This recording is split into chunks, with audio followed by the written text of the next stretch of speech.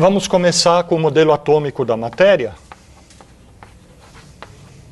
que, como vocês provavelmente sabem, né, é uma ideia muito antiga, mas que ficou meio latente durante muito tempo. Quer dizer, ela surgiu, como muitas coisas, né, na ciência, né, da natureza, no estudo da natureza, na Grécia, particularmente associado a dois filósofos, digamos, pré-socráticos, porque são anteriores a Sócrates, né, Demócrito e depois Leucipo.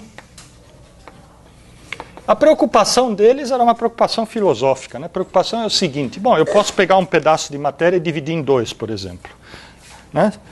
Se eu pego um pedaço de ferro e divido em duas metades, cada metade continua sendo um pedaço de ferro menor. Aí eu continuo esse processo, divido de novo, divido de novo, divido de novo, né? Aí, bem no estilo filosófico, eles fizeram a seguinte pergunta, né? Será que eu posso continuar esse processo indefinidamente e continuar tendo pedaços cada vez menores de ferro, ou tem uma hora que eu paro? Né? Tem uma hora que não é possível dividir em pedaços menores, né? E eles, por razões filosóficas e tal, não vamos discutir aqui, optaram pela segunda possibilidade. Então, eles disseram, olha, tem uma hora que esse processo acaba, né? Então existe algo que é o menor pedaço possível de ferro. Né? E esse menor pedaço possível de ferro, por própria definição, não é mais divisível, tá certo? Não posso dividir. E daí veio a palavra átomo, né? Que nós usamos até hoje e que eles, de fato, cunharam,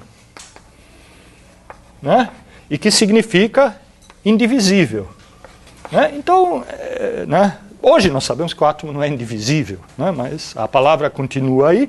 Esse conceito, claro, ele surgiu com os gregos, mas ficou meio latente por muito tempo e tal, mesmo porque depois o grande filósofo grego que dominou depois, que foi Aristóteles, né, na parte de filosofia da natureza, negava essa teoria atômica, digamos assim, né? Então isso ficou muito latente e só reviveu, acho que lá pelo século XIX e tal, na química, né, quando, né, Dalton e tal retomaram essa ideia de átomos. E na física, curiosamente, depois, só realmente prevaleceu no início do século passado. Foi um dos trabalhos pioneiros do Einstein que reviveu concretamente a teoria atômica. Claro que várias pessoas antes dele, no século XIX, trabalharam com essa hipótese, usaram essa hipótese no seu trabalho, mas ela ficou, não havia uma verificação experimental direta. E foi o trabalho de doutorado do Einstein que, de certa forma, foi um trabalho teórico que reviveu a teoria atômica, e depois um experimento de um francês chamado Perrin, né, realmente mostrou experimentalmente, diretamente, a existência dos átomos. Tá? Bom, mas o que nós queremos usar aqui, nessa ideia do átomo e tal, né, é levar adiante, né, a ideia de que os estados,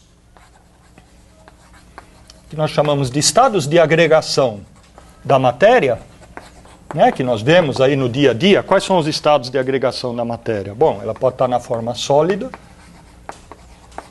pode ser um sólido, pode ser um líquido, né, e pode ser um gás. Tá? A ideia é que esses três estados da matéria reflitam, né, a agregação dos átomos, como eles se juntam, né? Tá certo? Bom, quando eu falo átomos, é claro que, né, com uma certa liberdade de linguagem, pode ser também moléculas, né? Eu falei ainda há pouco do ferro, né? O ferro realmente é um sólido, né? Na temperatura ambiente é atômico, né? Composto por átomos. Mas a água, por exemplo, nós sabemos que é uma molécula. Então, átomos aqui que é um pouco mais de generalidade. As partículas, pode ser átomos ou moléculas, que compõem aquela substância, né? Pode ser uma substância simples ou uma substância composta. Tá? Essa é uma ideia muito geral e muito forte na física, desde então, né? É que as propriedades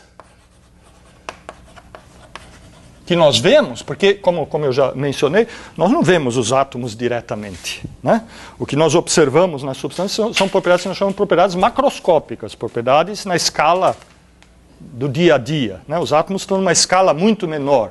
Mas a ideia é que as propriedades macroscópicas refletem a estrutura microscópica da matéria. Tá certo? Se uma substância é sólida, líquida ou gasosa, né, eles refletem simplesmente a estrutura microscópica, né, como os átomos naquela substância se encontram arranjados, digamos assim, no espaço, como eles se movem, etc.